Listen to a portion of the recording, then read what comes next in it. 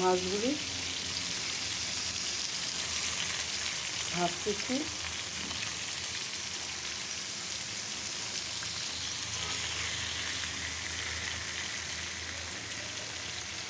রুই মাছ রান্না করব ভাইজা, আর এখানে পেঁয়াজগুলি ভাইজা নিলাম, বেরেস্তা করব।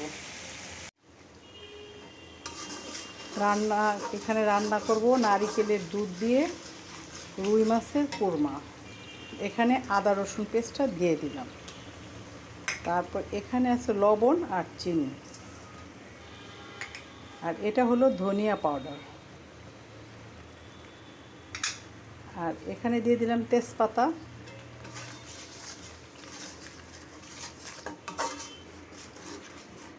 আর এটা হলো গরম মশলা।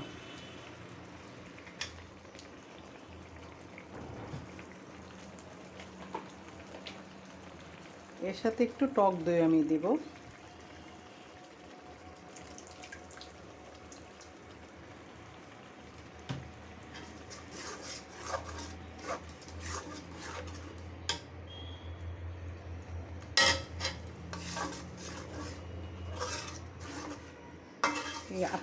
আর পেঁয়াজ ব্লেন্ডার করা আর কাঁচামরিচ দিয়ে এটা তেলে আমি আগেই দিয়ে একটু কষায় নিছি ফ্লেভারটা সুন্দর আসার জন্য।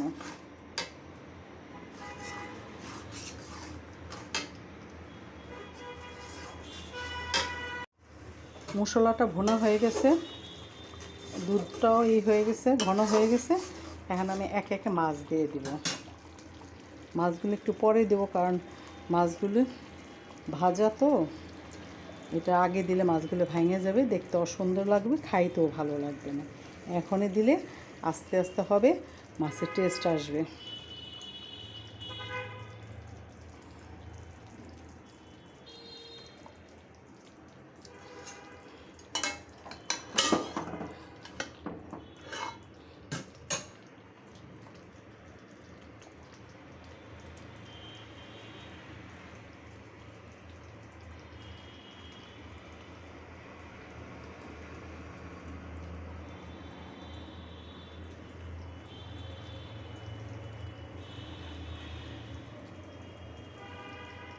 এখন ঢাইকে দিব আস্তে। তরকারিটা হয়ে গেছে, এখন আমি নামিয়ে ফেলবো। তাই একটু পেঁয়াজ ব্রাউনটা দিব ফ্লেভারটা সুন্দর আসার জন্য।